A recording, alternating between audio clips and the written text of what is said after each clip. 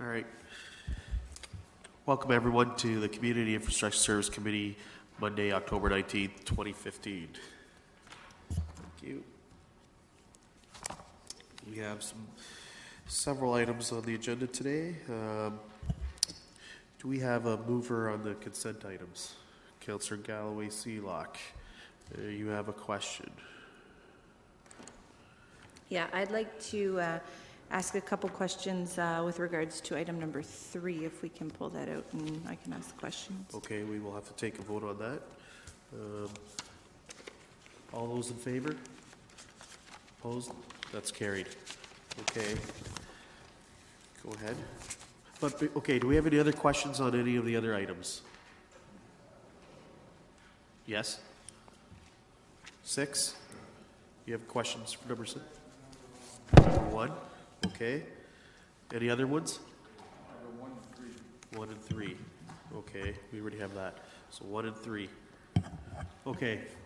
I want to move the remainder of the items. So items number 2, 4, 5, and 6, right? Yeah. All those in favor? Opposed? That's carried. Okay, so we'll go to item number 1. We'll go one by one. Where do you want to go first? Doesn't matter. Well, since you're in the queue, we'll get you to go first. Go ahead. On item number 3. Okay. And then we'll go to you, Councillor Gazzola, since you have questions on number 3 too as well. Just being familiar with this area, my concern would be eliminating the parking on both sides of the street. Did staff look at, understanding there is a problem and access is a problem in safely getting through when there's parking on both sides of the street, is there an opportunity to look at just prohibiting parking on the one side of the street? Sorry, whether it's stopping or parking, sorry. Mr. Reedman? Through the chair, I believe that there was consultation that occurred on this report a while back, but the report never actually came to committee. So the intent was to restrict it on both sides to deal with parking issues along that street and school drop-off, since it is quite close to the school area. I thought that the one we dealt with previously was just with regards to the section right across across from the school.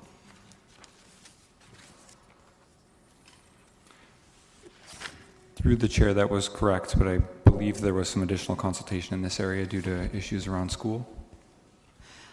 Oh, I know that there's issues around the school. And again, I don't represent this area, so I don't want to make that. I want to make that clear. I'm just familiar, as I know some relatives who go to the school, and eliminating the parking on both sides of the street is going to cause an even bigger nightmare on some of the adjoining streets. And so I was wondering if we could do it in a stepped approach where we allow parking on the same side of the school in that section, but prohibit it on the other side of the street. And if that doesn't alleviate the concerns, that you look at then implementing the full plan. Is that something that can be looked at?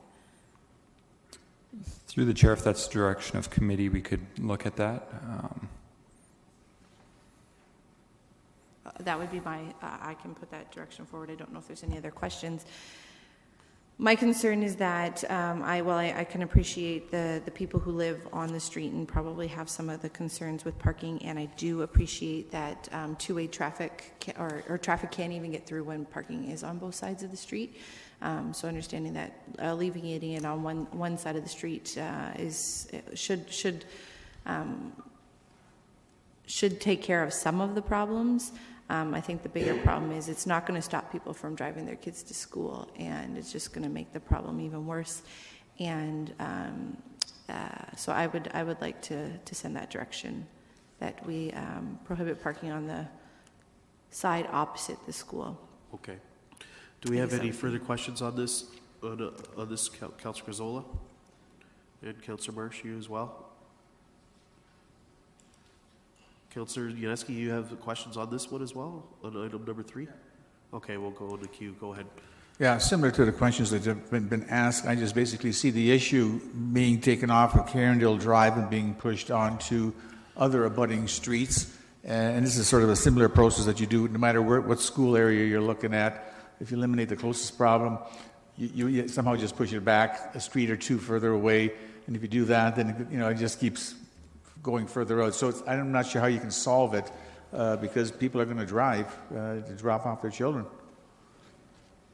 So sort of a comment and a statement as to how you're going to address that. Through the chair, we are bringing back a report. There was direction from committee to look at transportation-related issues around school sites. So we have surveyed other municipalities, and we're planning on bringing a report back in December to talk about that. What our preliminary findings are is that we are a leader in this area in terms of most of the programming we do. So it is a challenge province-wide to manage traffic around school sites. But the further away you do get from the school, the more manageable it gets because it disperses the concentration more broadly throughout the neighborhood rather than focusing it right at the front door of the school. Councillor Gazzola? Yeah, on item number 1, I'm curious to know if... We're discussing item number 3. oh, I'm sorry. Do you have questions on item number 3? No, you asked me, I said no. Oh, okay, sorry. I was... Councillor Marsh? Question of staff, just if we were to go to allow parking on one side of the street in that's further away from the school, what would be the size of the lanes? Would two-way traffic still be able to get through? Through the chair, I don't have the roadway width with me right now. I would have to look into that and follow up with the committee. Right. So when you came up with this recommendation, would that have been considered? And I'm just a little bit cautious about going ahead with allowing for parking if the recommendation was to have no parking, and I want to understand a bit better why, and so that we understand the implications if we do allow parking.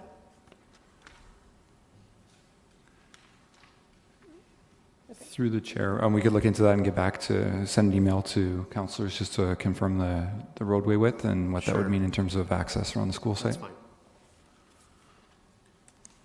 Councillor Gazzola? You want question number 1? Are we on number 1 now? Yes. Okay.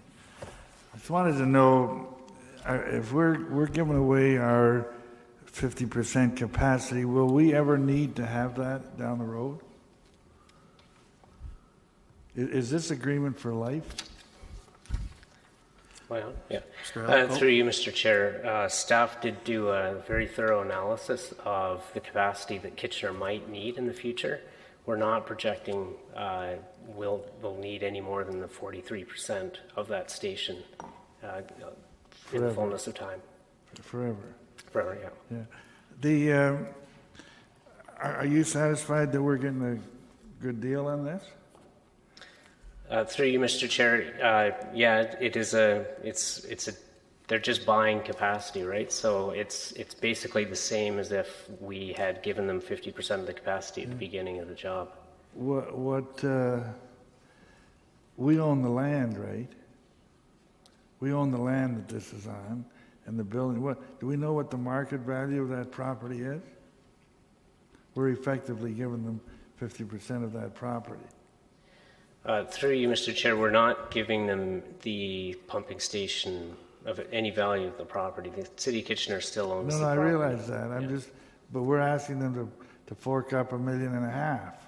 I'm just curious, is that $1.5 million or should it be $1.8 million?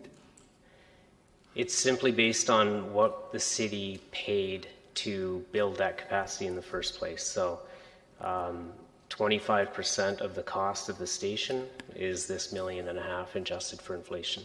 Okay. That's fine. You're satisfied. The other concern I have is, are we getting for their use of this? How is that billed, or how do we get paid for that?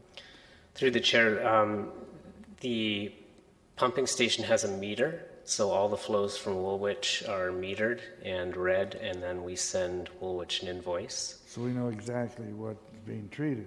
Now, do we give them our our same price as we pay? They are charged the Kitchener's retail rate. We don't get anything on that? They're just like a big customer, right? They're one big customer. Normally you make a little bit on your customers. No? Okay. Okay. Councillor Unescu, you have a question on item 1? A couple of questions on this, and I have to read the report. You talk about the full design capacity of 378 liters per second. What's the current design in terms of the flows that are actually happening? You're talking ultimate, but what's happening right now because it's not at full stage?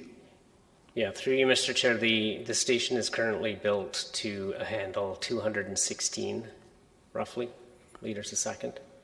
So in order for us to go to the 378, we'll need a few modifications and upgrades at the station and downstream. That's all been identified in the design of the station. But for now, 216 is our limit. Are the upgrades basically a creation of a holding tank or just larger pumps? Through you, Chair, both. Okay. Next question I have is, I understand you said that the capacity for city growth would be up to 43% ultimate, and I can appreciate that. And the township is asked from 25 now to 50% because of the growth happening in the area. But having also gone to Breslau and going down to the airport area and seeing where the development, but I'm not 100% sure what the drainage shed boundaries are for that system. Would the township of Woolwich come back 10 years from now and say, hey, listen, we've still got more land that it's in our official plan and we need another 25%, but we're now at capacity here. What happens there? They have to rely on us because that's the only way to service it, but are they already at their maximum in terms of development based on their official plans and subdivisions or not? Or is this just sort of a step for the next 5 years? Through you, Mr. Chair, I'm not exactly sure where they sit in terms of their development and the official plan as it goes, but I think this covers them for development for the foreseeable future. This is how they're securing their capacity needs for the foreseeable future. So you've answered my question, but for the foreseeable future, it could be 5 years, 10 years, but it's not the ultimate future because they still could have more developable lands that could need servicing. Is that correct? Potentially? Through you, Mr. Chair, that is correct. But you're correct in pointing out that this is their only way. So once we give them the 50%, that's their limit. So maybe the other ultimate thing would be if they need more, I'm talking 10 to 20 years down the road, then we just increase the design of the capacity of the station then too. Is that a feasible option? Through you, Mr. Chair, yeah, the station as it's currently designed for an ultimate of 378, it is possible that could be increased with further investments in the station. To 500 or whatever it is, yeah. Okay, thank you. Okay, we have no further questions, so we will go and vote on item number 1. Consent item number 1. All those in favor? Opposed? That's carried. And item number 3, Councillor Galloway, Seelock, you want to put forward your motion? Yeah, so it's the recommendation would be as read, or as it reads, except for where it says both sides, it would be one side of Carindale. And I would suggest the opposite side of the school, that there be no parking or no stopping. And just very briefly, I think prohibiting that much parking in front of a school is going to create a bigger problem. And one of the things that I heard when dealing with one of these in the area I represent is that even if you have service vehicles over during the day, they have nowhere to park. They have to, go to a side street, and they don't even have the ability to park in front of the homes and do the work that they need if they can't access the driveway. So I would like to see it just be on the one side, and that if it doesn't alleviate the concerns, that staff could come back with a report in the future. But I think this will alleviate the concerns. Okay. All those in favor? Opposed? That's carried. On to discussion items. And item number 7, dealing with the Balzer Creek Class Environmental Assessment. We don't have any presentation by staff. We do have, you want to present something, Mr. William? Good afternoon, Chair Ioannidis and committee members. I'm just going to quickly summarize the report and then answer any questions that there may be. So the City of Kitchener has undertaken an environmental assessment study as a Schedule B EA through the municipal class environmental assessment process for the Balzer Creek watercourse. The project was initiated to reduce risk to a sanitary trunk sewer in locations where the Balzer Creek had migrated over top of the infrastructure, as well as to address erosion and flooding concerns on Balzer Creek between Coach Hill Drive and the outlet at Schneider Creek. The study area was specifically broken into 3 reaches.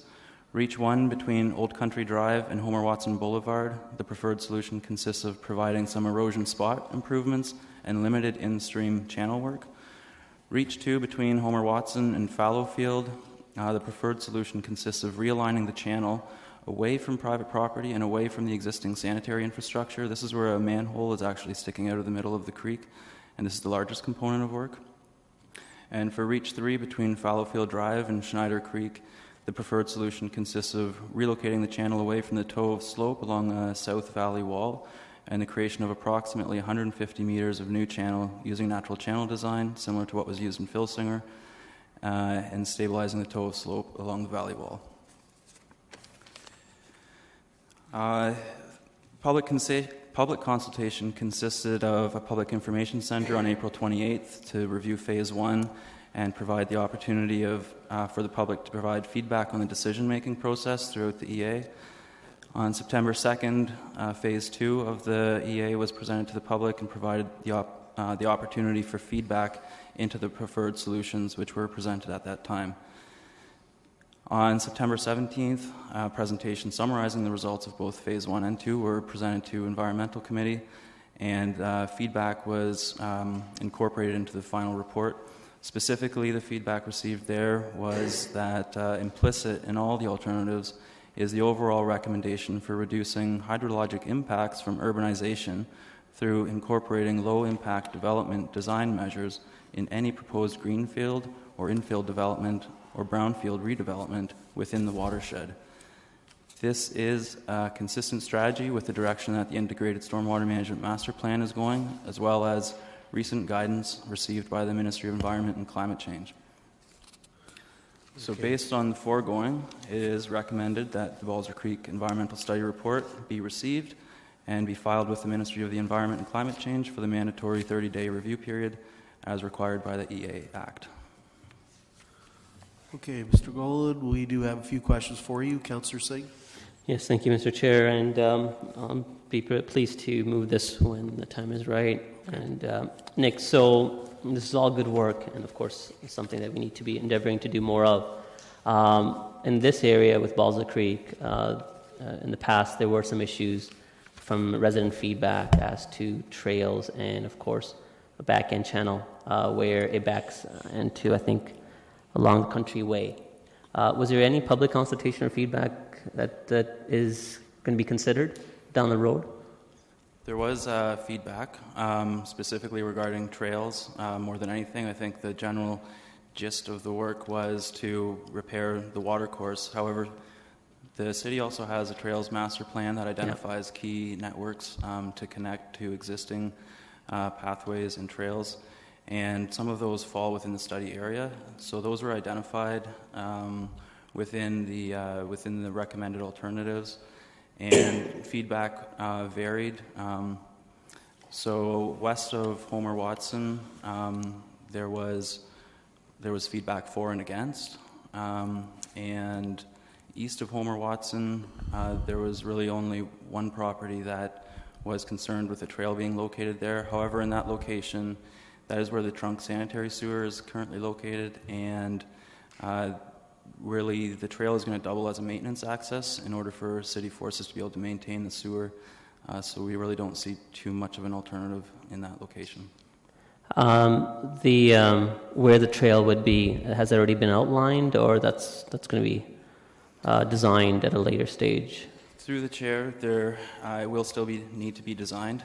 So it's outlined at a conceptual level at this point, and it will be identified more clearly through the detailed design process, which is intended to occur in 2016. Okay. Would you be able to just send some more details on the feedback that was received from the public on the east side of Homer Watson? Through the chair, certainly. Yeah, thank you. I'm not sure if others are interested. I definitely am, so if you want to send it to all. Thank you. Councillor Yuneski.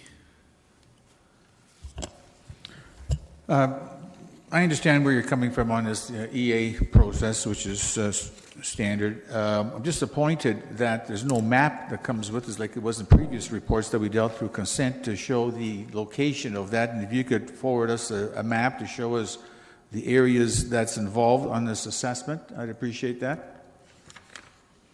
And just further on the questioning on the residents' feedback and some of the responses you've given, was there much of a response from residents in terms of numbers, or are you only talking 1 or 2 people, or are you talking 30 or 40? Through the chair, at the first Public Information Center, we had 15 residents sign in. I think anecdotally there were a few more there. That was at the first PIC in April. At the second one in September, there were significantly fewer that came out to review the preferred alternatives, so interest seemed to taper off. Okay, appreciate that. What are plunge pools at outlets? Through the chair, so that's a design feature where a storm sewer outlets into the water course, where a plunge pool is a deeper section that is located specifically at the outlet to capture the larger debris that may be washed through the sewer, so that it doesn't just flow into the creek and plug it up further downstream. It's actually meant to capture it right at the outfall, and that's easy to access for operations and maintenance purposes to remove that material. So is it called also a forebay? Through the chair, that's it's identical in concept, designed differently. Okay, all right, now I know where you're coming from. And what's the type 2 multi-use pathway versus type 1? So, through the chair, I'm not an expert on the trails, although my understanding is type 1 is asphalt and type 2 is stone chip. Type 2 is what, sorry? Stone chip, so a stone chip trail. All right, thank you. Councillor Gazzola. Once the 30-day period is completed, are we prepared then to go and do this work? Through the chair, once the 30-day review period is completed, then the EA is filed and we're prepared to move into detailed design. Yeah. At this point, do we know the cost for this? Through the chair, yes, we have a cost estimate based on the preferred alternative of $1.2 million. And how does that sit with what we have in our budget? That amount is currently budgeted in our forecast. So we're okay there. Is this a high priority? If we had to cut back on some things, is this one that could be cut back? Through the chair, my answer to that would be yes, this is high priority. And as part of the environmental assessment process, one of the alternatives that is always considered is do nothing. And do nothing did not score high for any of the preferred solutions to this. Okay, thank you. Okay, we have no further questions. All those in favor? Opposed? That's carried. Moving on to item number 8, Kiwanis Park Pool renovation. And we don't have a staff presentation, but Mr. Hildebrand and other staff, such as Denise and I think Cynthia, are here to answer any questions. So, you'll move it? Okay. No questions?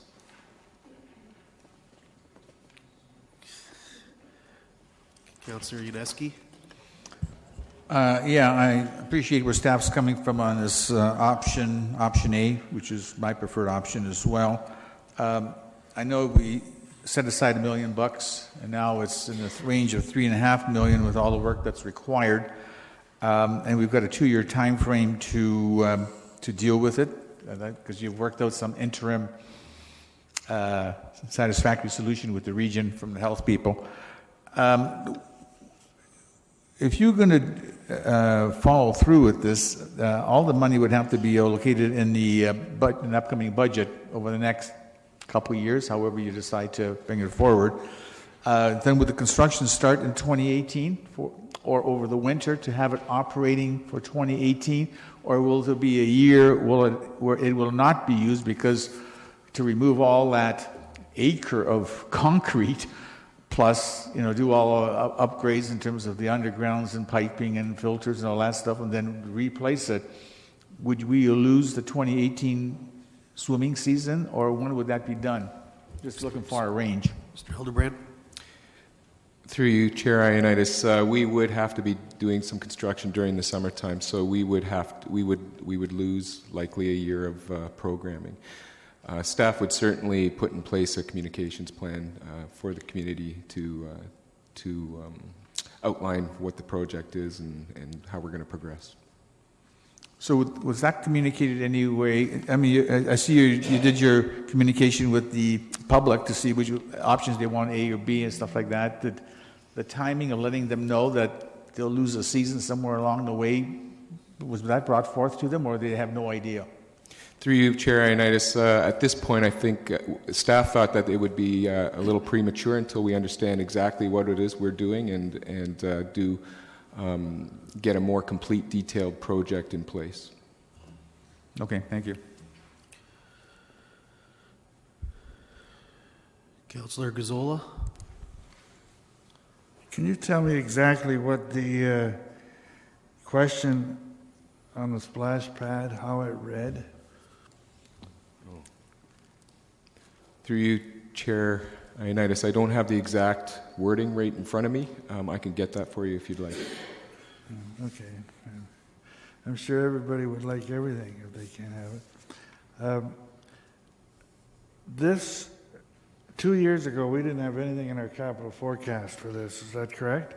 That's correct. So now, all of a sudden, we're looking at $3.5 million? That's correct.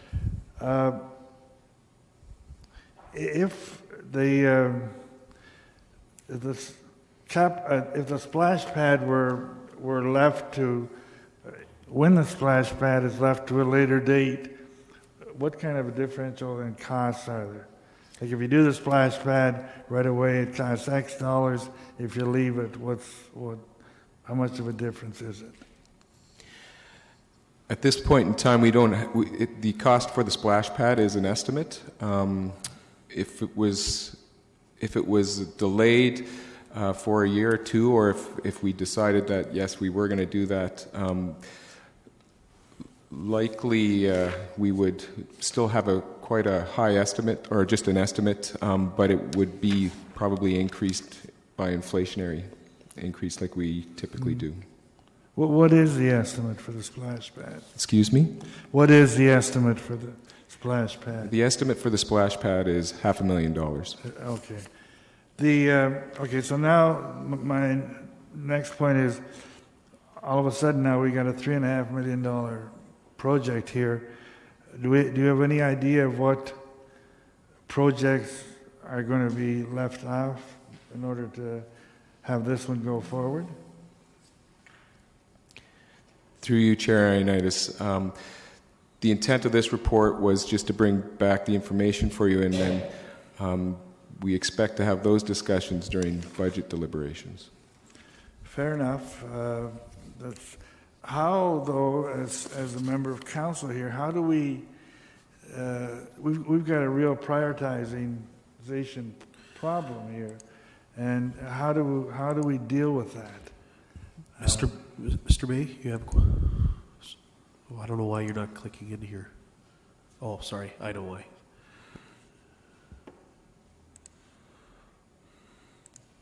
Go ahead. Through you, Mr. Chair, the recommendation to refer to the budget process is to do exactly what Councillor Gazzola is suggesting, which is to look at it in parallel with all of the other cities' priorities for capital funding over the next several years. I would remind Council that recently you passed a motion that made several priorities for some specific funding that was originally allocated for the Upper Canada Park. And part of your motion specifically said that through the budget process we should look at whether those funds would be better allocated to the Kiwanis Park pool. So that's certainly one source of funding we would be looking to. Okay, and again, it's fair enough. The problem, the concern I have, we're going to have a lot of requests. What kind of assistance does council get as to how these things should be prioritized? We've prioritized our business plan and all of that, where there were no dollars attached to it, but going forward, I think we're going to have some tough issues to deal with. So how do we try to get a hold of that? And what can be done to assist council in that? So through you, Mr. Chair, I think council has already given the priorities that are required. When the Leisure Facilities Master Plan first came forward, you set a very clear set of leisure funding priorities, and so we'll be looking at that through the budget process. The changes required for this particular pool weren't known when you passed that motion, and so this is new information we've just learned in the past year and a half. But I'm confident that you've already given the direction required, and that when you see the capital budget, it won't be as complicated as you may think. I beg to differ with all of these water main breaks that we're having. It's going to be a tough year. Thank you. Mr. Bay?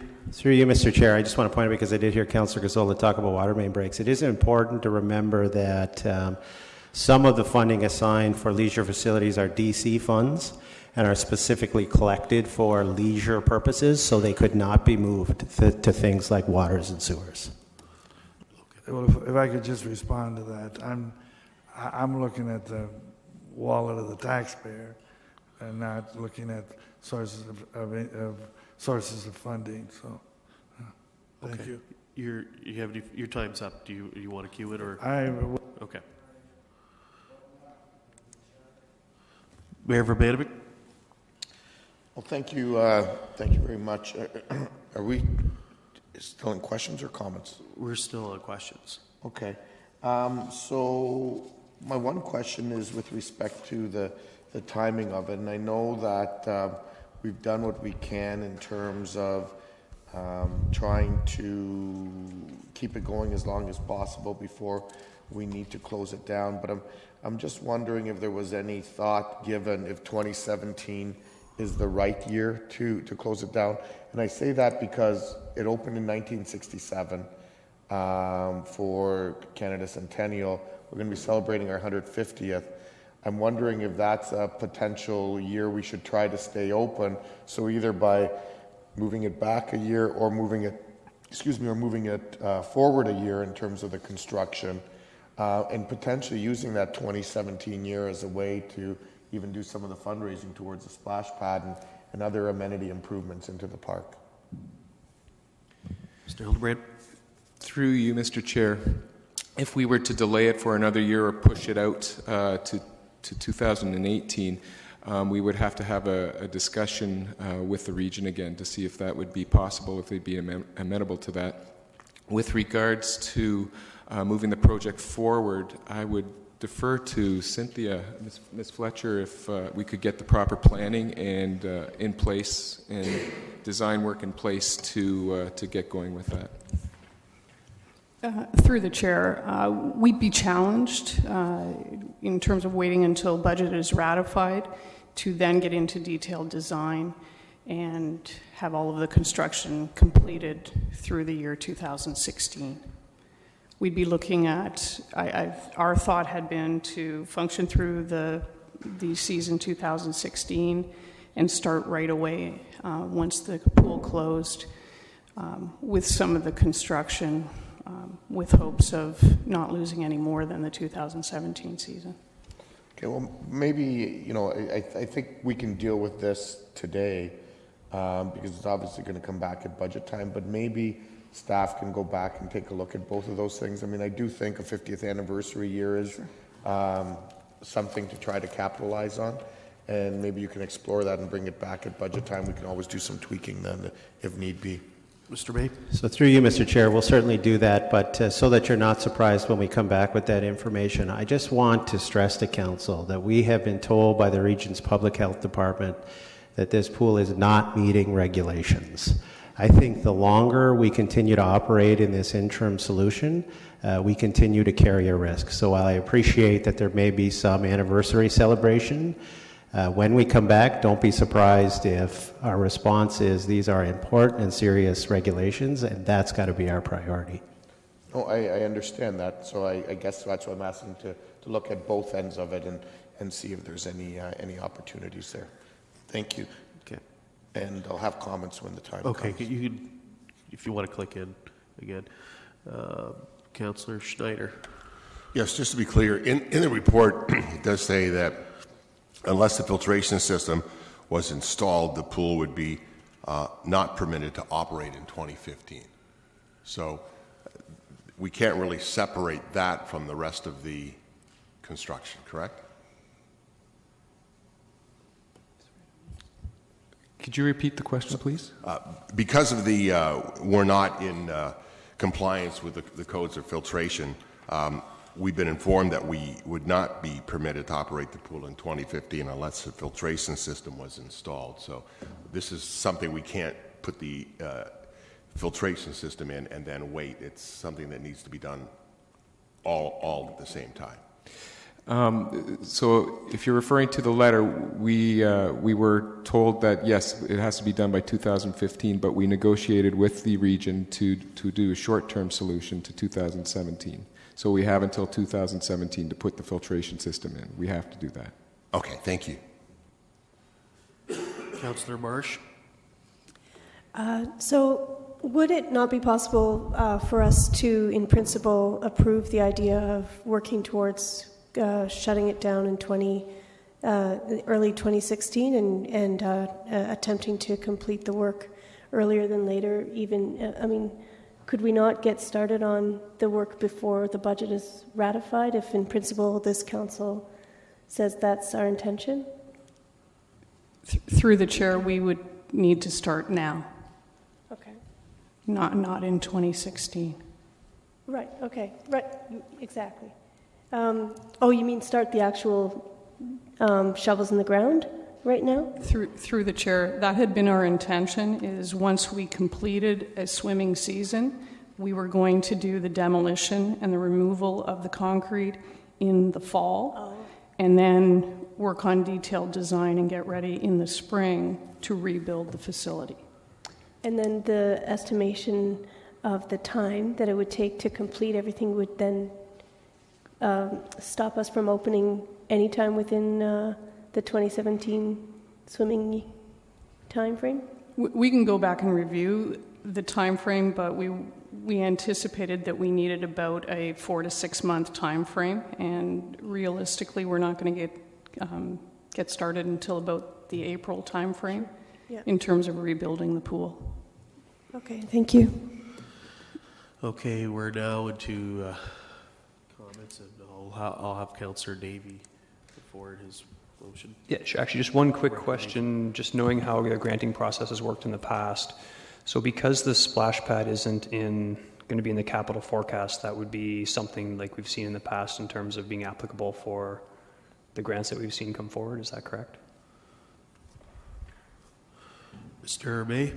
So through you, Mr. Chair, staff have already started some work to look at the possibility of attracting a private sector partner for the addition of the splash pad features. And so if we were successful in that, we would bring a follow-up report forward, just as if we become aware of other federal or provincial grants that this would meet the criteria for, we would bring that forward as a separate report. Okay, very good. I'm happy to move this. I realize the question won't be answered today, but anything that we could do to get some of the work done, I think my preference, I think staff should even be looking at possibly closing the pool possibly a little bit earlier in 2016 if they can push some of that work in the last few months of 2016 so the pool could open earlier in 2017. I think that's something we should at least look at, and perhaps contracting it in two separate instances. But I am happy with the work that the staff has done here, and I look forward to the pool reopening. Okay. Councillor Galloway-Seelock? I just had a quick question, follow up on that. With what Mr. May just said with regards to the sponsorship or partnership with regards to the splash pad, I understand the support's come back for a splash pad. So would it not be, my concern is that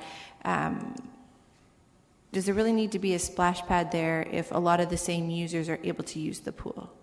I guess that question may be a little bit more for Mark or Denise. Because of the type of pool that it is a splash pad feature not gearing towards the same people who are going to be using the pool, the same kind of age ranges? Ms. Keelan, would you like to address that? Or Mark, it doesn't matter.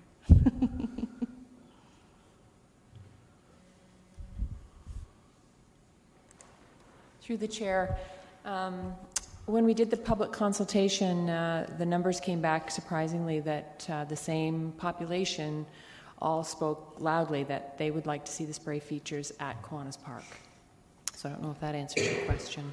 No, I understand that the numbers came back high, but I'm just asking, in your opinion, because of the type of pool Kiwanis Park is, does it not meet the needs of the same age range of users? So I just look at when I take my kids to McLennan Park Spray Pad, it's that younger child, probably not much over 10, that is there to use a splash pad or a spray pad, and that's pretty much a lot of what the same users are of Kiwanis Pool because of the nature of the pool itself. Through the chair, that's very accurate. Yes, it's the same demographic that is drawn to that facility because of the shallow beach entry. So it would be the same customers using both those features. So it might, I anticipate that if this project goes forward and we do get a brand new facility, that the numbers would increase so that our 1,800 on a hot busy day would go up to 2,200, and that the spray features would sort of alleviate some of the crowding that might occur in the pool. So to that end, it might be an advantage to have the spray features as well as the pool. Mr. Hildebrand? Through you, Mr. Chair, I think the one difference with those who utilize Kiwanis Park is that it's typically someplace a person goes for the day, whereas at our splash pads at community centers, they're shorter time periods. So yes, it could serve people who are looking for a splash pad for a short time during the day, but it also provides additional activities for people who are already at the park for the day. Because where I'm going with this is kind of where I understand you're already kind of looking at potential partnerships for the spray features. Is there an opportunity to look for some assistance in partnership with regards to the actual pool feature itself? Is that something that we maybe can direct more attention to so that we can get that partnership in place? And then if the spray pad or spray feature comes along as well, that's okay, but we're looking to save some of the costs with a partnership. Is that, I didn't hear that piece was being addressed. I just heard that the spray features were being looked at for that. Mr. May? So through you, Mr. Chair, what I understand of the work that's being undertaken is exactly what Councillor Galloway-Seelock suggested. The reality is that it will likely be much more attractive for a private sector partner to fund something in addition to what the city would already build. A private sector company wants to be able to tell their customers and their users, the community received that splash pad because of my donation. And so certainly what our sponsorship strategy has said is that that's more likely. But I know that what they're working on is a sales sheet that basically is open to both the splash pad or some general contribution to the pool. Okay, that's good to hear. I'm just, with regards to that, if I can make a quick comment, I'll be done. What's that? Your time's up, but go ahead. Okay, my quick comment is more towards the partnership. I was in Newmarket at my nephew's birthday party at the Magna Center, and they do actually a really fabulous job with their advertising piece and their partnership piece, and it's, I think, something that we probably can look to try and continue learning from their best practices with what they've done. Just having the Tim Hortons gym is named after Tim Hortons. They've got very numerous advertisements throughout the facility for different corporations, and I think it was done very, very well. So that's just my my continued plug in for the partnership strategy. Councillor Gazzola? I have a question, if I could, and then I'd like to make a little comment. Go ahead. No, my question is, does the Kiwanis Club come to the table with anything? Mr. Hildebrandt? Through you, Mr. Chair, the Kiwanis Club currently, their involvement with the park is minimal, and they provide a snack bar. Otherwise, as you might recall, a number of years ago, they requested that that the city take ownership and take operations of the park. Other than that, they don't. I don't think they have the capacity to come to the table with any resources. So we have.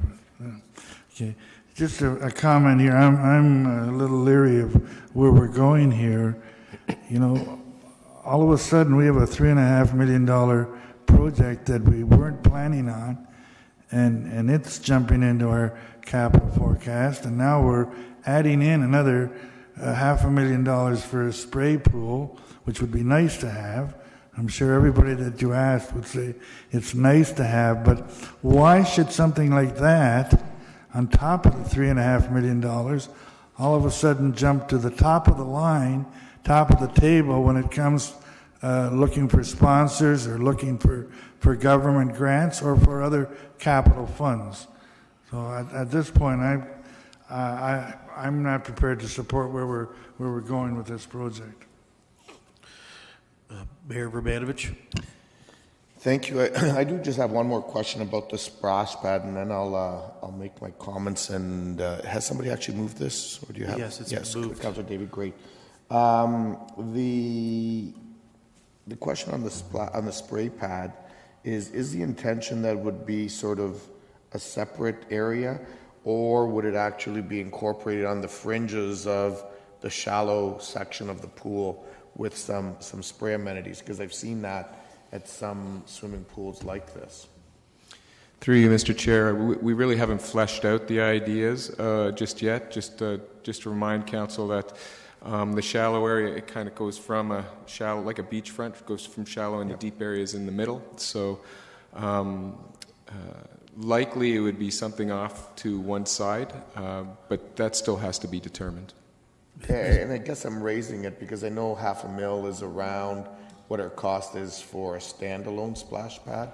And I'm thinking that perhaps if we look at how we incorporate it either off to the side or on the fringes, using same water supplies and so on, can we in fact bring that cost down? And maybe that's part of what staff can look at when they bring this back in the fall. I will speak to this then if I can briefly. You know, it was in the mid-90s when we were able to get this park back from the Grand River Conservation Authority into city hands, when, quite frankly, the Conservation Authority was going to close it and mine it for gravel. After giving it to them for $1, we got it back for $1, thanks in large part to the community advocacy of the Kiwanis Club, who were the original founders and worked closely with us to put pressure on for the city to get it back. I'm not surprised that we're in a situation where we have to deal with this. Quite frankly, I'm surprised that we've been able to go 20 years without making a significant investment in the park. I think the other thing that's extremely important to remember is, as we go forward, yes, we have infrastructure challenges in terms of some of our core infrastructure, but they need to be balanced with investments in the community that enhance the quality of life of our residents. And it's not an either or, it's a balanced approach moving forward on both. that is absolutely key. And I personally would hate to think that anybody is going to start using Mr. Tayagi's report of a number of weeks ago as a rationale to not invest in our community, so that we have the kind of quality of life that's going to allow our community to continue to grow, to attract jobs and retain jobs, and be amongst the best communities in the country to live in. So I think this is a prudent investment. Yes, it's an add-in into the budget, but it's an add-in because staff became aware of issues from regional health that need to be addressed. Quite frankly, it's no different in some respects than the kinds of issues, different type of issue, but then the kinds of issues than when we found out about the Margaret Ave Bridge. It was a surprise. We needed to deal with it. Same thing is happening here. Yes, the world, there may not be the same level of risk. Maybe there is. I don't know. I look to staff for that. But it's work that needs to get done. And so the choices, quite frankly, either become mothballing it for a period of time or doing the work. And this, in my view, is as important of a park to our community as Victoria Park is. And I remember the debate around this horseshoe when we were getting it back in the mid-90s. It was recognizing that, the council of the day saw fit to keep Victoria Park in the city of Kitchener and to acquire the lands. And at that time, the council of the day in the mid-90s saw fit to get this back into the city hands so it can be a strong asset for all citizens of Kitchener and the surrounding communities. Councillor Singh? Yeah, thank you, Mr. Chair. I'll be brief. I think there are very few cherished assets that the city has, and this is one of them. And incredibly surprised how little improvements have gone into this place over the last 20 years, and especially because the usage that this amenity has and enjoyed by our citizens and our community. And it is an unexpected cost, and others have said the same, but anything that's worth having is definitely worth paying for. And so absolutely, I think this is something that needs to be done without any question, and would support it. Yeah, we have no further comments. I like to make my comments. I do echo some of the comments that some of our members have put forward.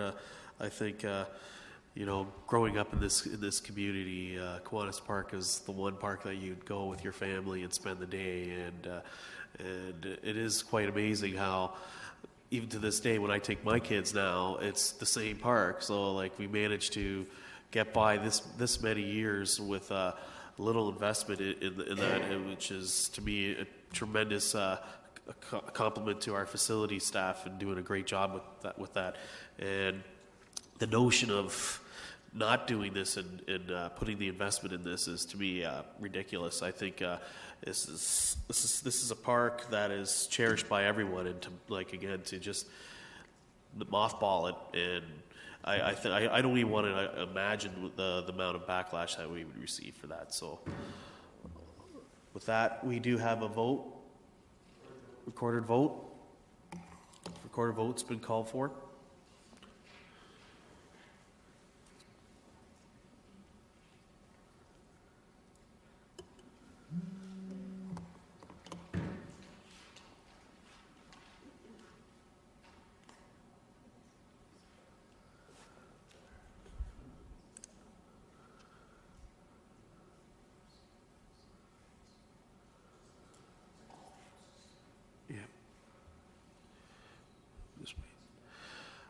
Okay, all those in favor, please stand up. All those opposed, none. Councillor Gazzola did not vote, so that is counted as negative.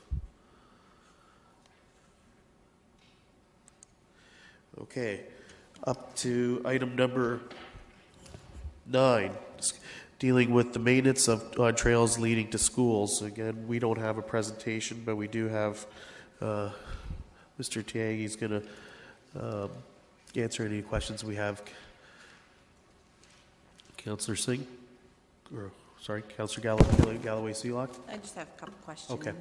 That's all.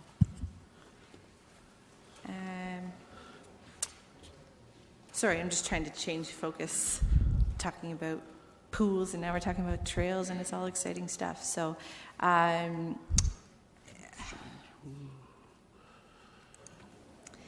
so one of my, I'll say right up front, I support the pilot project, just so my comments aren't confused at all. But I want to understand a little bit better of how we got into this situation where it's my understanding that the school boards is using our trails to calculate their distances. Is that correct? My understanding is, through you, Mr. Chair, that is correct, yes. And is that a new practice? I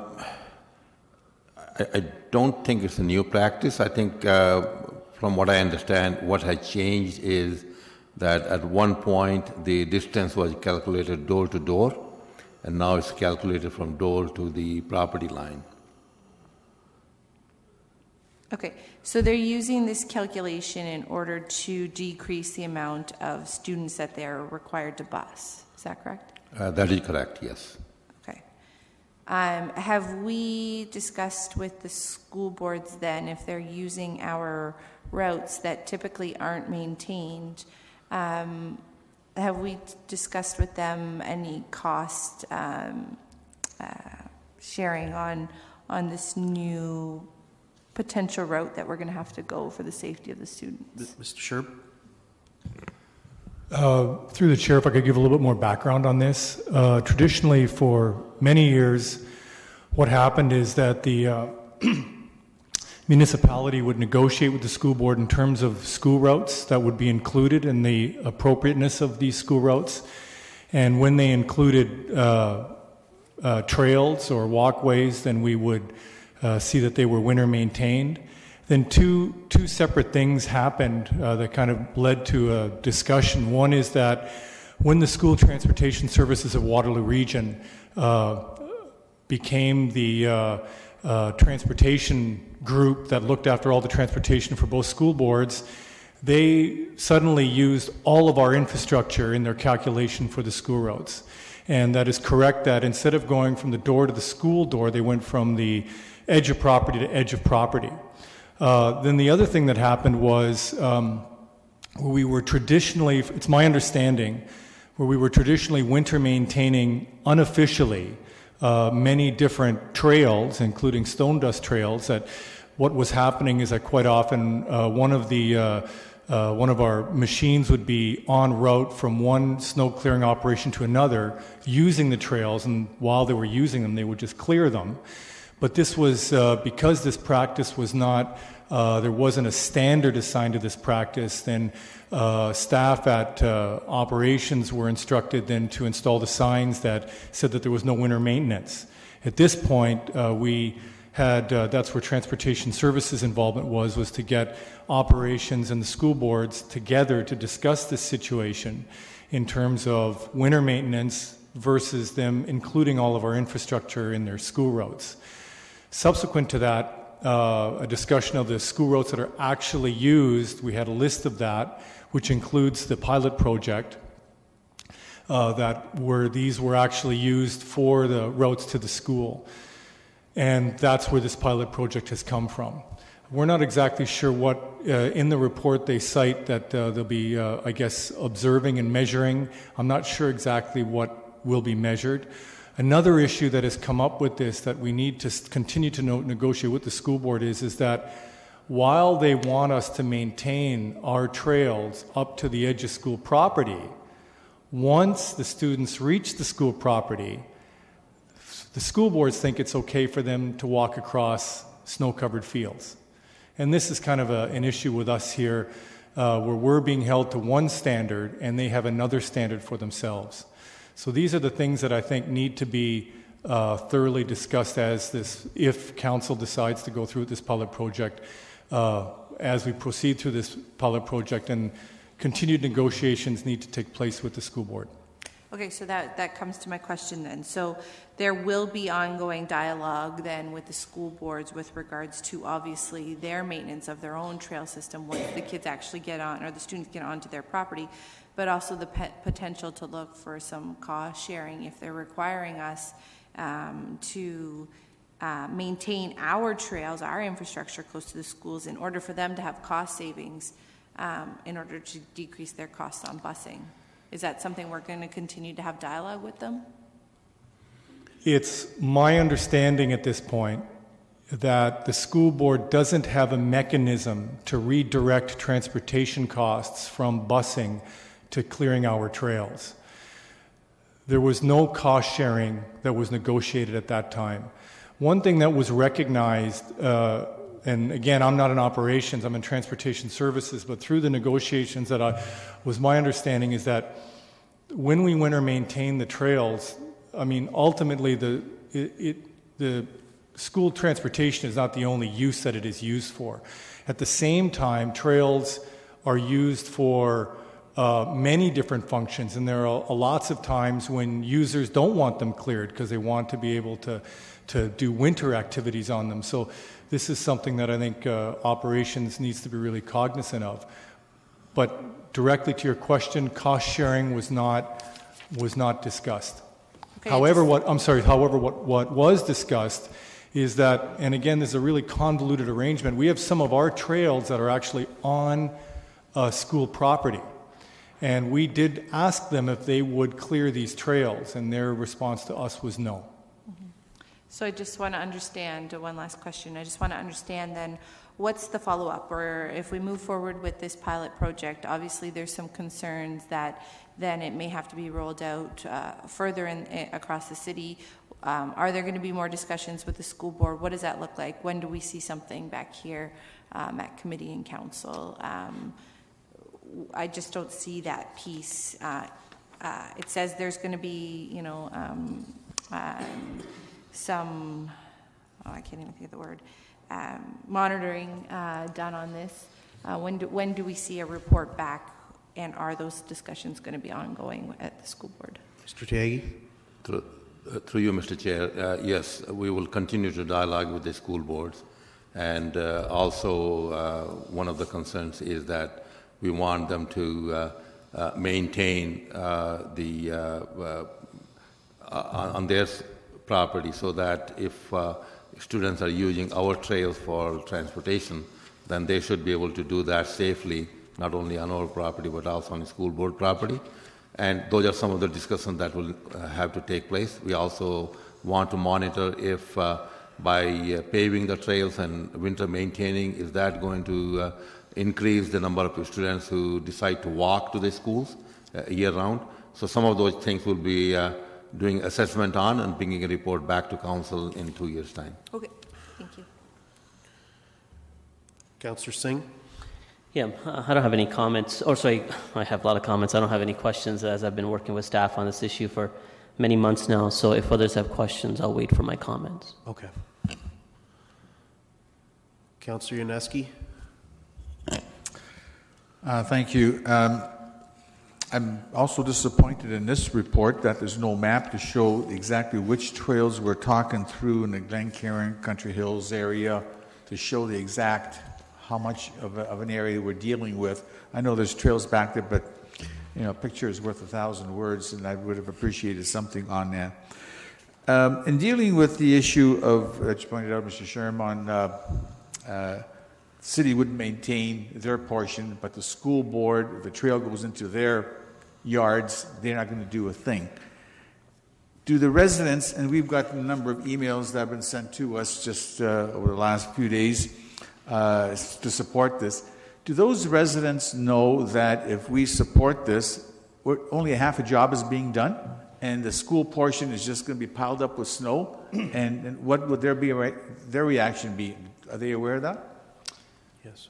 Through the chair, I was not part of the public consultation. I know that the school board's opinion on this is that parents and caregivers are taking their children to the edge of school property, and that at that point, actually the school board would prefer if the parents and caregivers don't enter the school property and just let the children go. So for the carriages and whatever else they're transporting other children in, they don't need to go across these fields, but the children who are going to the school are able to walk across. This is what the school board, officials at the school board has told me.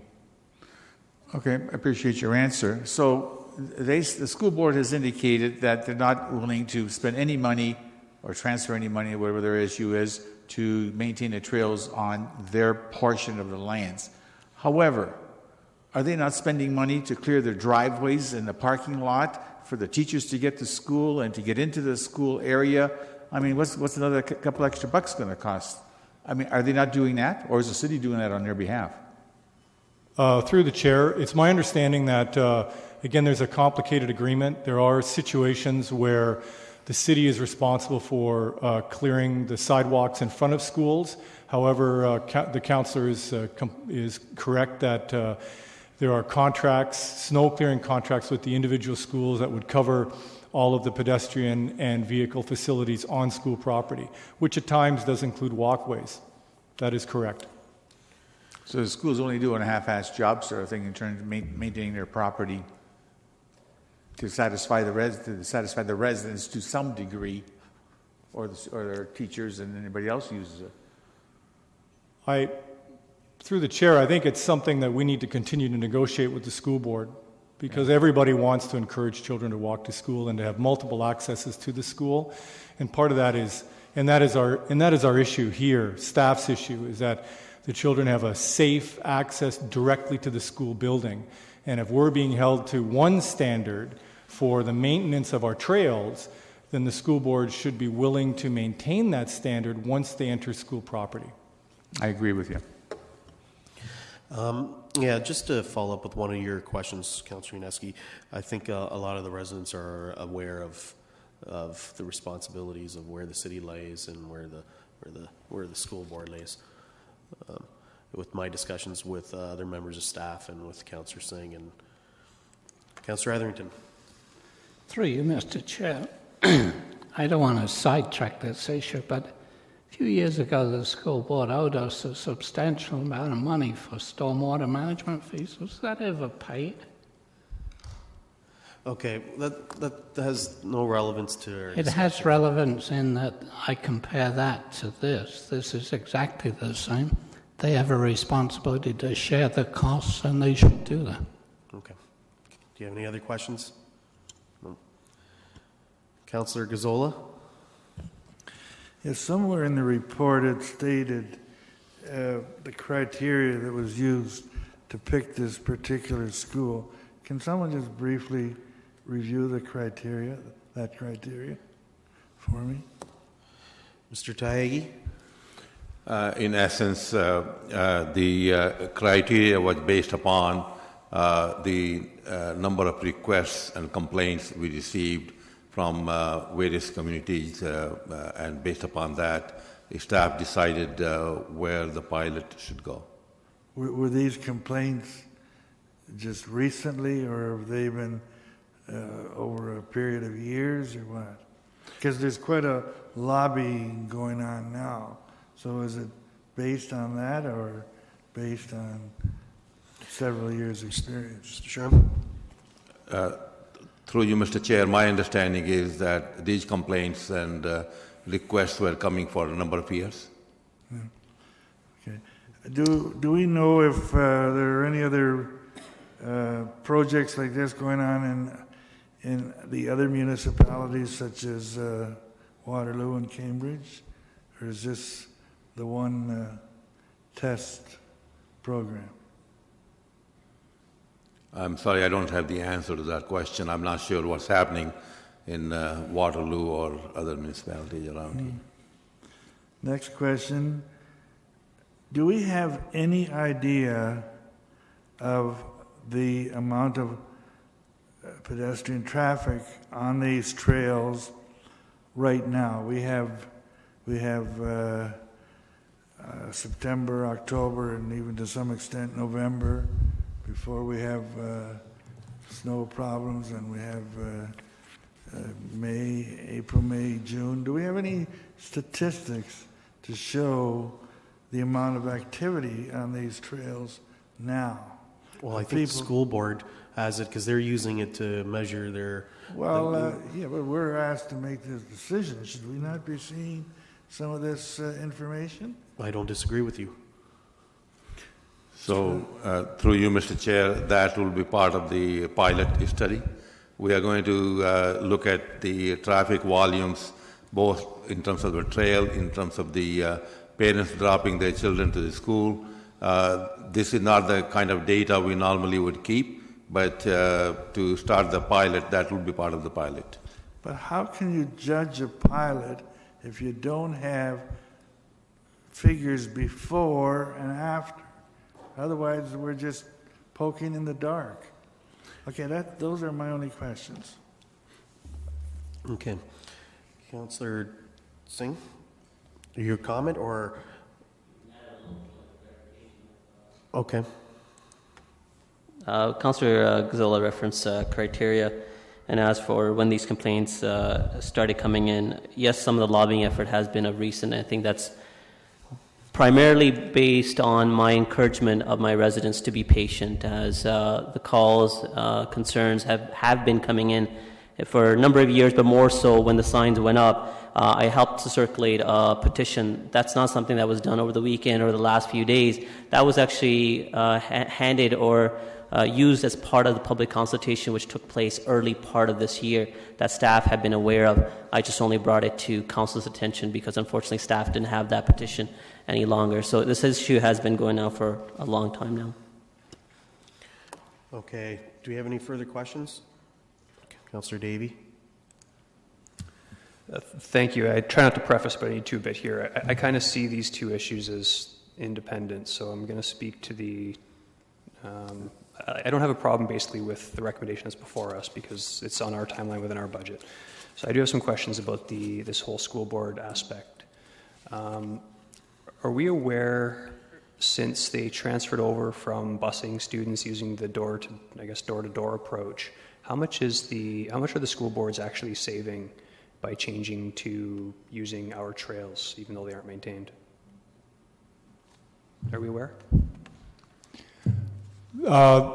Through the chair, that's not a figure that we actually have.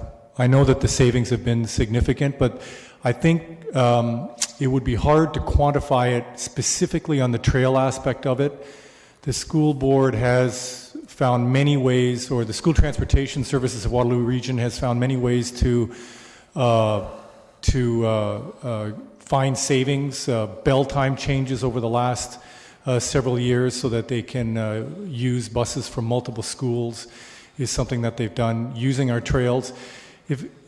To give you a perspective, it's my understanding that to operate one bus is approximately $30,000 in operating costs a year. So every bus they can keep off the road would save approximately that. I know that because we assisted the school board a number of years ago for the Tilt.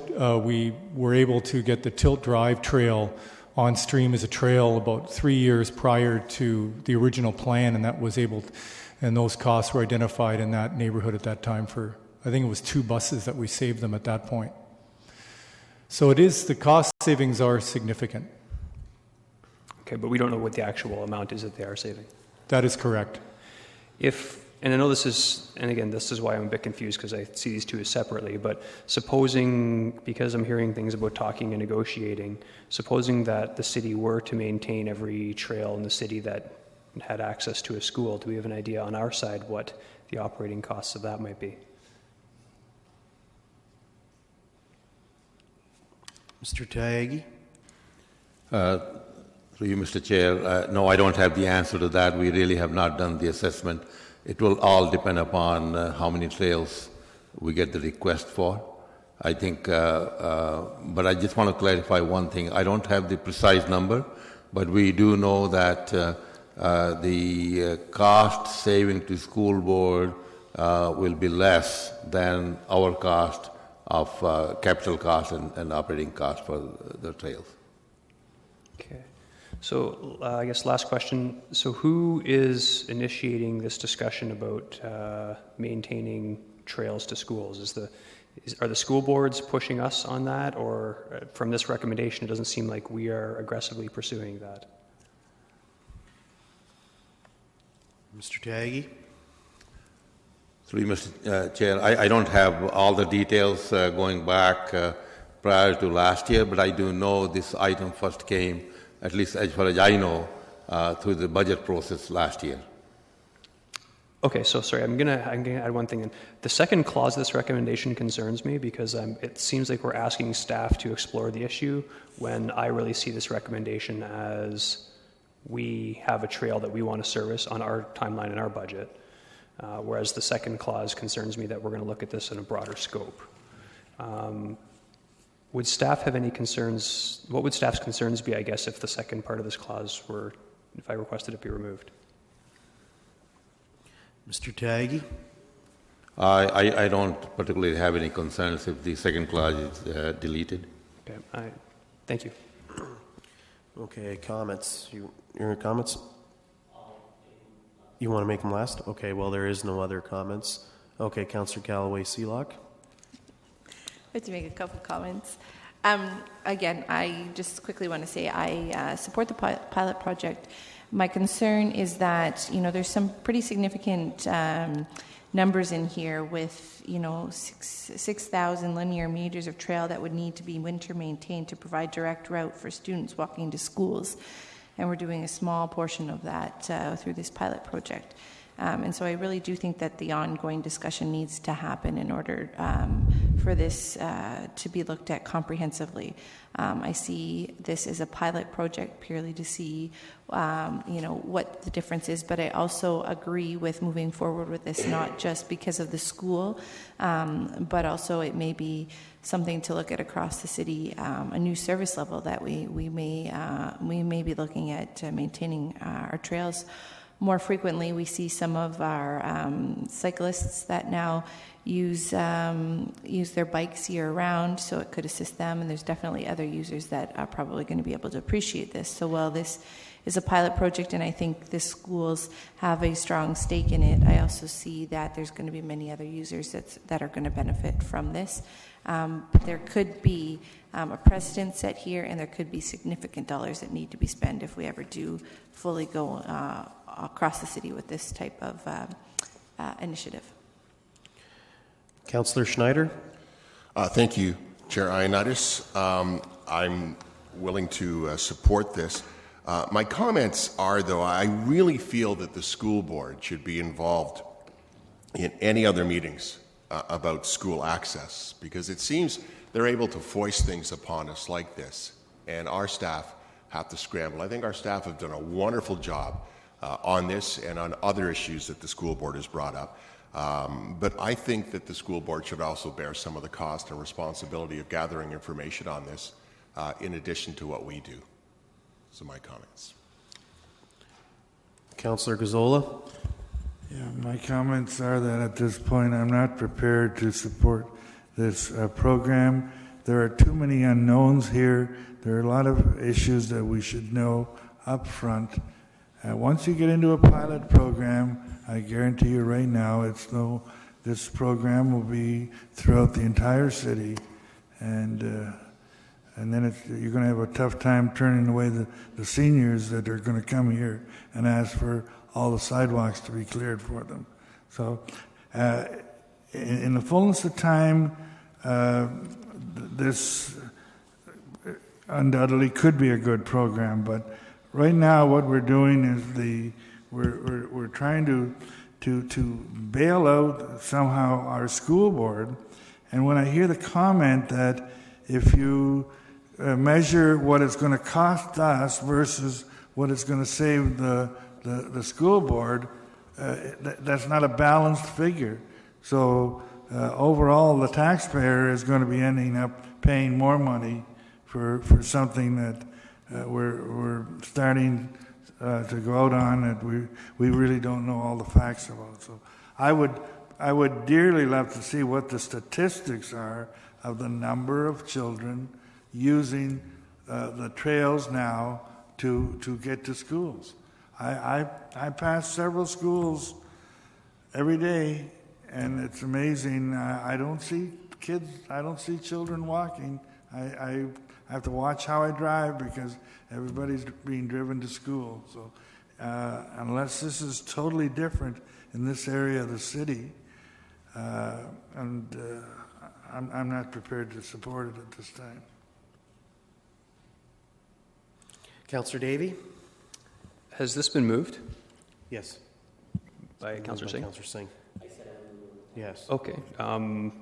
Just to save some time then, in the case that Councillor Singh moves the recommendation as is, I would like to vote separately on the second clause. So just to reiterate, I'm comfortable with the pilot project because it is a City of Kitchener-driven level of service on our timeline within our established budgets, something that we want to do. What I am not interested in entertaining is maintenance levels that are forced upon us by another body so that they can save costs, which is specifically why I would like to see Clause 2 voted down, and I'm not terribly encouraged by any future discussions with the school board that involves us essentially covering some of their costs, which is how I see this in terms of their saving money on their bus routes. So I don't think that's staff's intention. It was thrown out here about staff discussing and cost sharing agreements, etc. So I want to be 100% clear on that fact. So again, I will support the pilot project, but Clause 2 I will not be supporting. Councillor Unesky. Well, I'm very, very disappointed with the school board in terms of not taking any action in terms of trying to do their share of the requirement of making sure that the trail links on their property are accessible for the students. They throw the onus on us and then neglect to do their job themselves. I'm clearly disappointed. If that's the way the school board wants to deal with it, I think we're maybe doing premature in terms of moving forward on this, because it just doesn't seem to be the you got to have, you got to work together to deal with it, because you've got two different property owners. I understand the intent. I appreciate the to working together on this. I think the kids getting safely to school using the trails as opposed to the main roadway areas is beneficial. Granted, we're only dealing with a handful of months, basically being December, January, February, maybe even into March. And the other months of the year are, they can still walk it because there's no snow. But, you need the school boards, and because of their lack of support, I'm truly disappointed. And again, numbers need to be done, and I think we're also looking at big figures here that's pointed out in the staff report, so I'm not prepared to support it either. Okay. Councillor Mayor Verbanovich. Thanks, Chair Ioannidis. I will support the motion that's before us. I think it is reasonable to take a pilot approach in this issue. I do understand the concerns that Councillor Davey has raised. However, I also think that we should continue the dialogue, both with neighborhood associations and, more importantly, with school councils. Because, quite frankly, just like we need to advocate sometime with, I hate using the word upper orders of government, with the other orders of government, the province and the feds, sometimes we may need to advocate with the school boards as well. And I can't think of a better group that needs to advocate in this instance than the school councils on this particular issue with their board trustees. And the only way that's going to happen is if we make them understand what the situation is from a city perspective, and help them understand that, if the board makes decisions, we're happy to work with them in order to achieve those goals. But it needs to be done in a collaborative manner, and one that's simply not trying to pass the buck on to another order of government. Councillor Galloway-Seelock. Yeah, I don't want to go around again. I just, in light of what Councillor Davey said and wanting it to really be focused around a City of Kitchener initiative, I'm wondering if there's different wording we can put in the recommendation instead of Glencairn Public School, because then it seems like it's being driven by the school in order for it to happen. So I'm wondering if there's different wording maybe, and I'm just suggesting, and Councillor Singh probably can come up with something better, but I'm just putting it out there that Country Hills, maybe in brackets, the Aaron Brook, Rittenhouse Drive area or Lions Arena area. I don't know the specific trails that are being addressed, so I can't put more streets. Yeah, so I'm just wondering if we can do that. That kind of helps it look more city-driven than school-driven, even though I still have my concerns that I already expressed with regards to the school board. So I'm just wondering if we can change that, or if he'd consider that when he brings his motion forward. Sure. I think he's shaking his head. No. Councillor Etherington.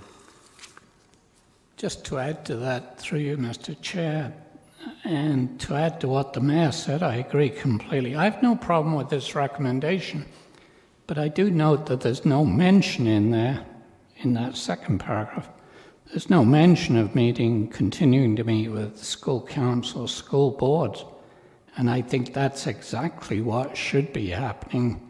Otherwise, how are we going to change the school board's minds on this whole issue? So I think that should be in there as well. I think that's amenable too as well. Councillor Marsh. I didn't catch the end of what Councillor Etherington said, that we should do what with the school board?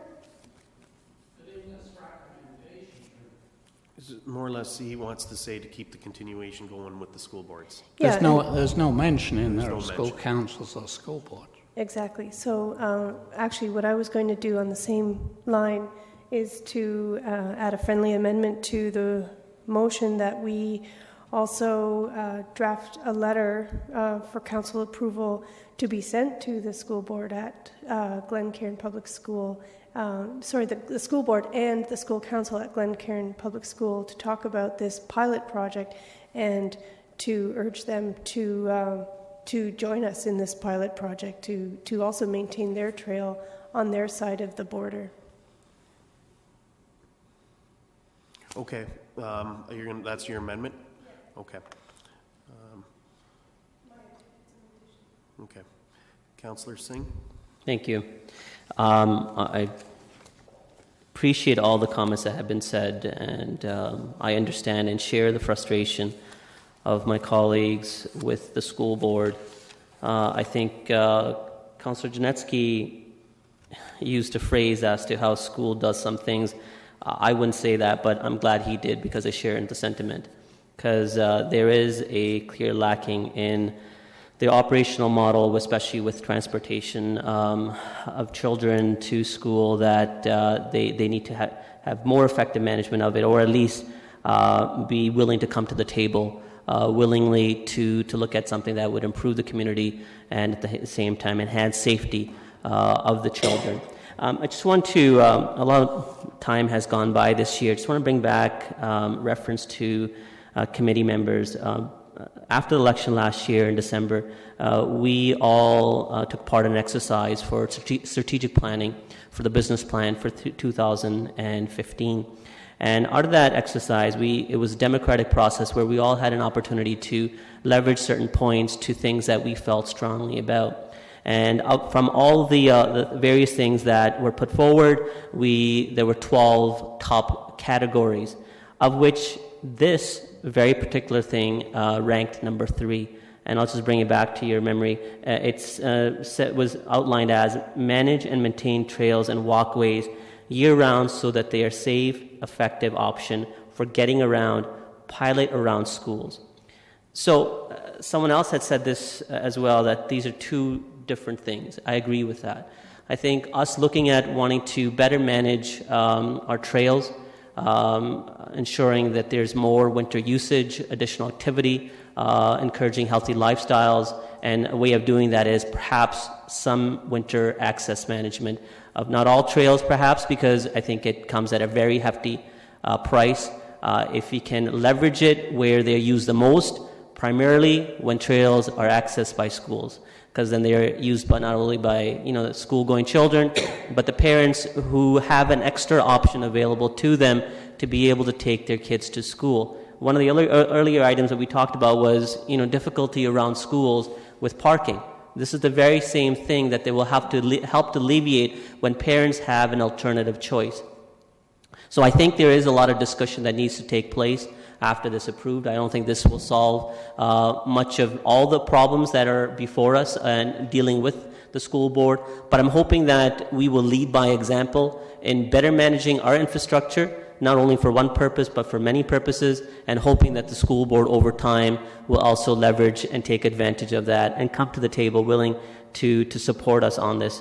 And I think there is still missing data, and that is the whole point of a pilot project, to be able to start something in a very manageable scale that's within our budget, which we went through the budget process, dollars were allocated to it. It's not going to have an impact to 2016 budget year, but still be able to collect data so that we can look and see how we can leverage it and perhaps look at other parts of the city as well. So I'm glad to hear those that are supporting. I encourage those to please support this, because not only is it going to be advantageous obviously in Ward 6 where the pilot project is taking place, but I think it sends a strong message to our community that we're owning up to what we designed and committed as part of our business plan in 2015, and at least it starts a process for us to start looking at and managing our trails in other parts of the city as well. It's a small step, but it's a step in the right direction.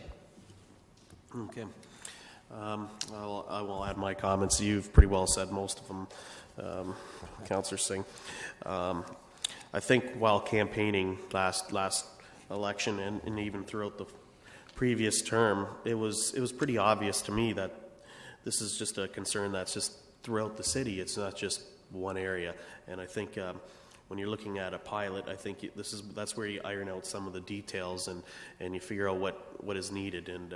And if you don't clear the pathways, you really don't know who's going to use it or not, because they're not using it because it's full of snow. So I mean, I know I walk daily with my kids every day, and I see parents, grandparents with canes, kids with crutches, parents with buggies, young kids that are 2 feet tall walking.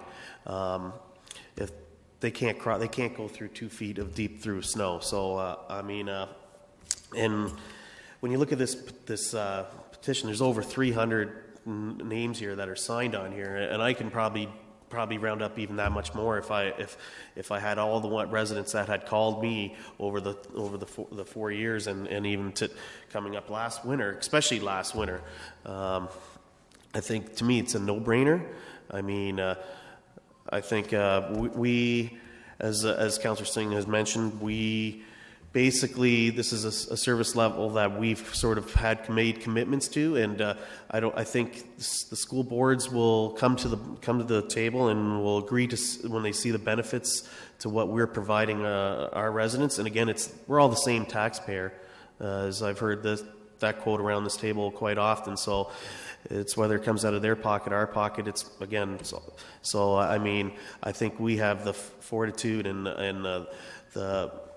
the goodwill to want to push this forward, and I commend staff and Ron and all of them for all the hard work that they've done to bring this to fruition and the ongoing work that still needs to be done, because again, this is just a baby step, and it also, exactly as Councillor Singh says, this dovetails with the neighborhood concerns with parking around streets. A lot of the concern says I would walk, but I can't because I have to walk a kilometer around the school because the pathway is not cleared. So I mean, this is just a symptom of all the issues that are there. So with that, we have no recorded votes been called for. We will do separate. So you want items 2 and clause 2, okay? So we have the amendment. So.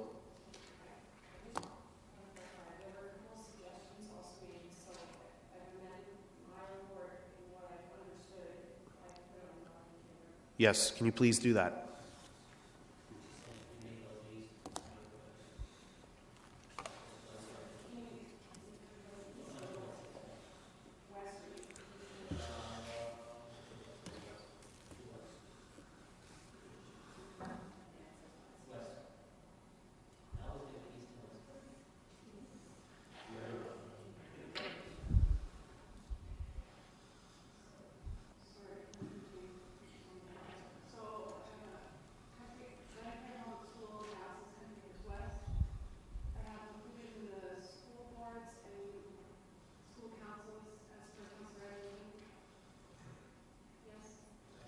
Okay.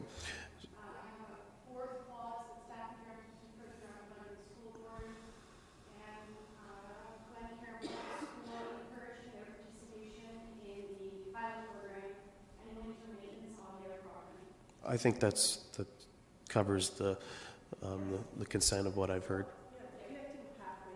Yeah.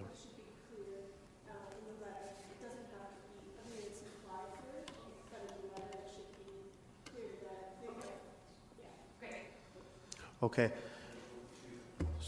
So we're going to vote 2 and 4 separate. Okay. You want recorded votes on all those? Okay. So we'll deal with item number 2 first.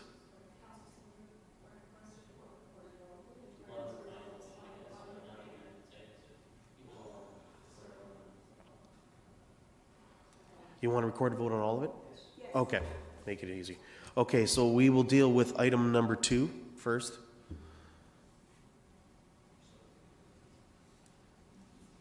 All those in favor, opposed, please vote.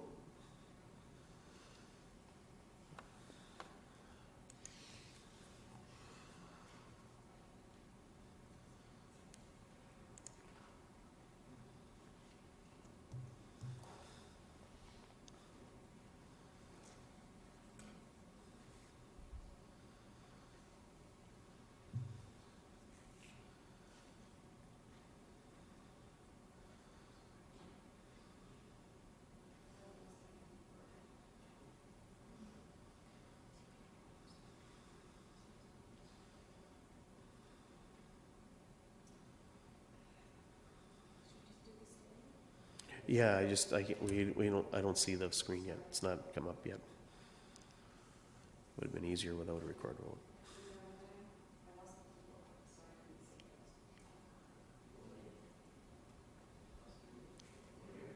Okay. No worries. We appreciate your support, Madam Clerk. We're redoing number 2.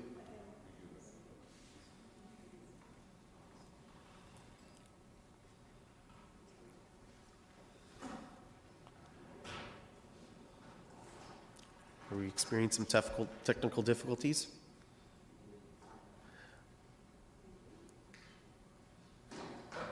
We can do it the old way. Okay. All right. Those in favor, please stand. Opposed? Okay. We will deal with the 4th clause.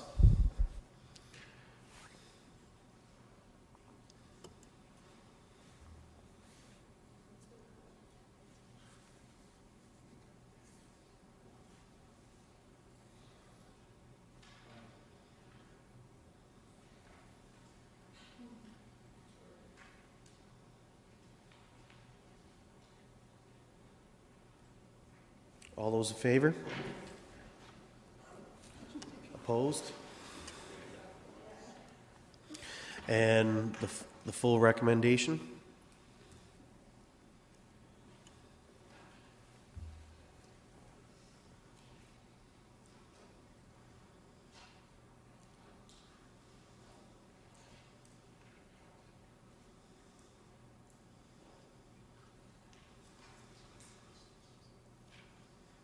All those in favor?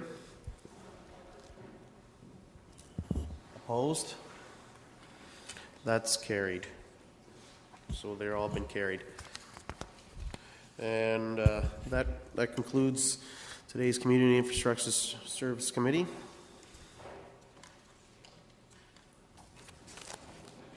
You were going to call special counsel, or is?